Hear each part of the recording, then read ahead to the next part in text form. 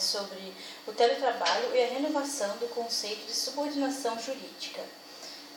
A globalização mundial, as altas tecnologias e a alta competitividade fazem com que as empresas precisem se adaptar a essa nova realidade e também elas precisam tomar medidas modernas e competitivas. Então, no caso do trabalho humano, essas alterações elas foram muito sentidas, principalmente em relação à comunicação, a forma como empregado e empregador se reúnem, a forma de realização do trabalho, o local e os horários de realização dos trabalhos. Com todas essas informações, as alterações, tudo isso mudou inclusive a forma como se vê o trabalho hoje em dia e surgiu uma nova modalidade de trabalho que é o teletrabalho. O teletrabalho ele veio como uma resposta da empresa para que ela pudesse se manter no mercado das respostas rápidas e eficientes. A doutrina ela aponta o teletrabalho como uma forma de flexibilização do horário, da forma de trabalho e do local de trabalho.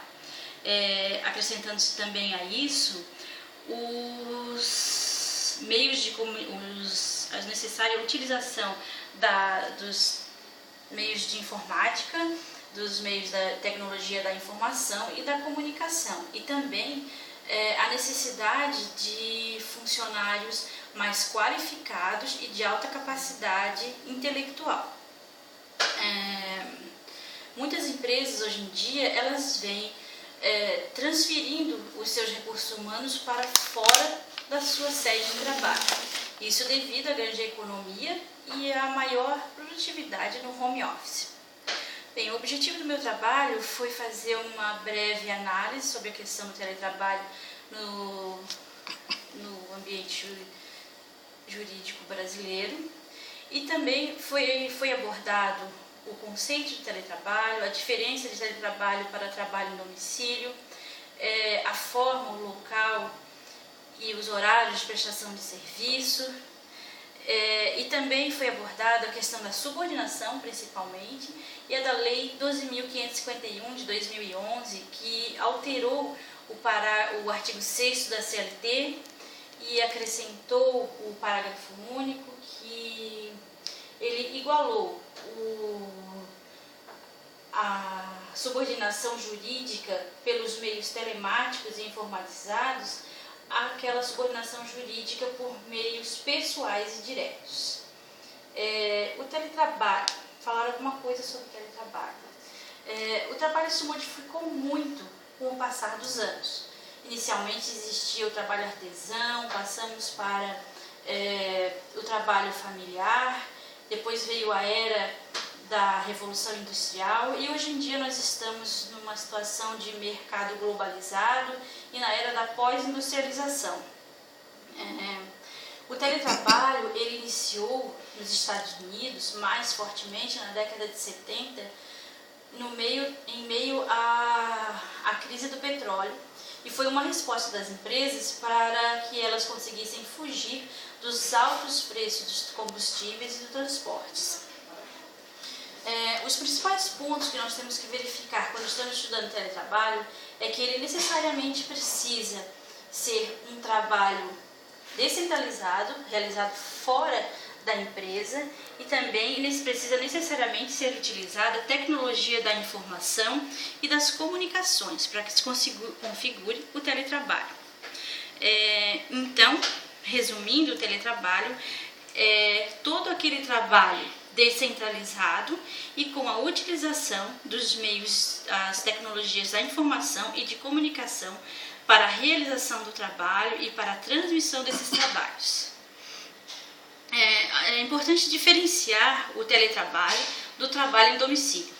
O trabalho em domicílio já existe há bastante tempo e ele é feito com tarefas mais simples, normalmente trabalhos manuais, industriais e repetitivos, que não há necessidade de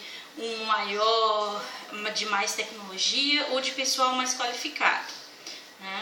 O teletrabalho, ao contrário, ele é utilizado para se realizar tarefas de alta complexidade, precisa de pessoal altamente treinado e com alta capacidade intelectual e precisa necessariamente ser utilizadas tecnologias da informação e da computação e da comunicação para poder estar fazendo e transmitindo esse trabalho. Essa é a grande diferença.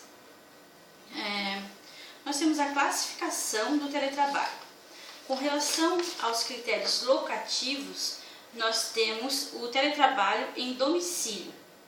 É aquele em que o teletrabalhador ele realiza suas atividades do seu próprio domicílio, né, sempre conectado com a empresa e utilizando necessariamente as tecnologias da informação e da comunicação para manter-se sempre conectado com a empresa e para que não se confunda com o trabalho em domicílio.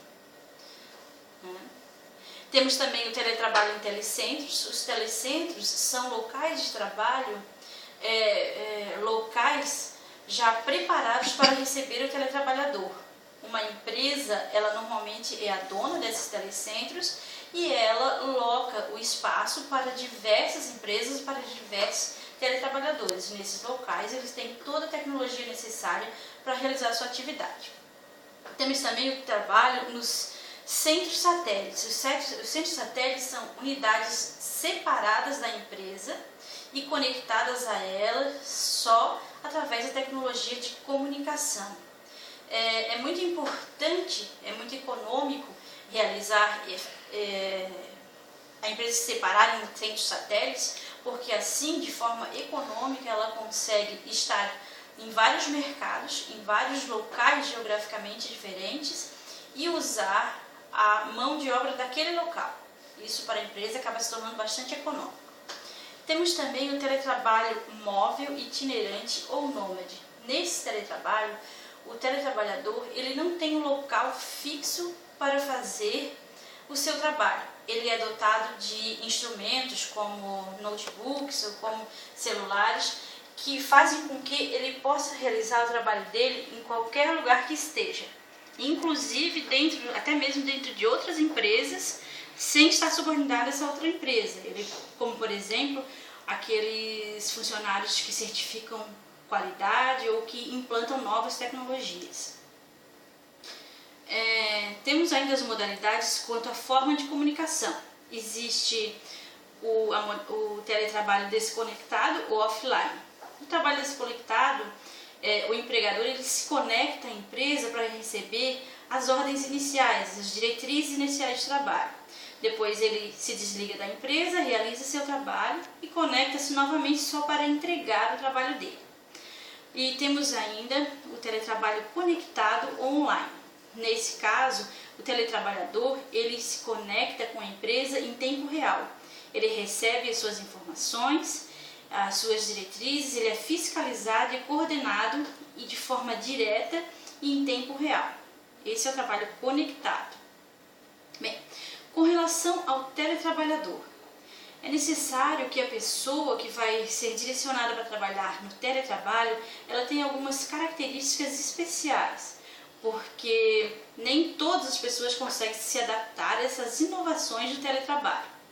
A pessoa ela tem que ter capacidade de autogerência, tem que ter capacidade de se responsabilizar por uma tarefa e também pelo tempo de realização dessa tarefa. E ela precisa também cuidar muito da questão do sigilo da informação. Então, hoje em dia, as empresas de teletrabalho elas estão procurando principalmente profissionais proativos e com alto conhecimento em tecnologia da informação e informática. Bem, a questão da regulamentação do teletrabalho no Brasil. Até pouco tempo, o teletrabalho ele era regulamentado por analogia ao trabalho em domicílio. Ele foi acrescentado ao ordenamento jurídico brasileiro através da Lei 12.551 de 2011, que alterou o artigo 6º da Constituição, acrescentando o termo trabalho à distância, e também alterou o artigo 6º, acrescentando um novo parágrafo, um parágrafo único. Nesse parágrafo único, ele ele iguala, né, a subordinação executada de forma telemática e informatizada por aquela subordinação direta e pessoal que se conhece normalmente no trabalho que não é trabalho à distância, né?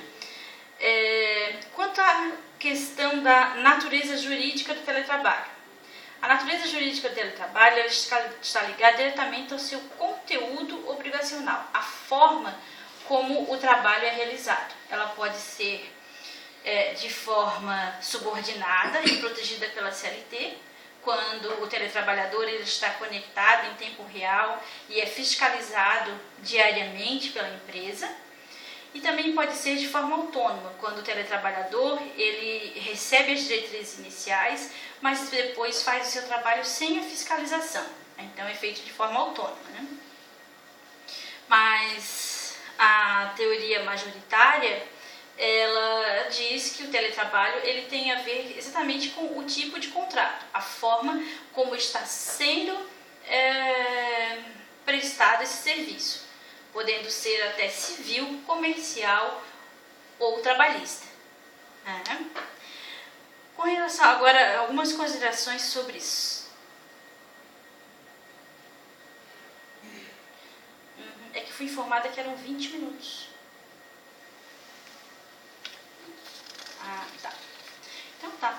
Com relação à subordinação, ela existe, na subordinação existe uma sujeição entre o trabalhador com relação às vontades do seu empregador, né? A subordinação no teletrabalho, ela teve várias alterações, né? Ela foi modificada, mas ainda assim ela existe. E em alguns momentos acaba sendo até mais forte do que a própria subordinação do trabalhador dentro de uma empresa. Porque com as normas, com as ordens vindo por e-mail, por telefone celular, por mensagem de texto, acaba se interferindo na vida privada do trabalhador. Um outro fenômeno interessante que surgiu com o teletrabalho foi a questão da parassubordinação. A parassubordinação ela é uma subordinação com nuances de autonomia, ou seja, ela veio para proteger aqueles funcionários, aqueles empregados que trabalham de forma subordinada, mas que o seu contrato também tem características de autonomia. Para que esses trabalhadores também sejam protegidos pela CLT, surgiu a parassubordinação, que é uma subordinação mais amena, mas que ainda assim protege os teletrabalhadores. Bem, mais ou menos seria isso. Talvez teria mais alguma coisinha, mas só conclusão, nada importante.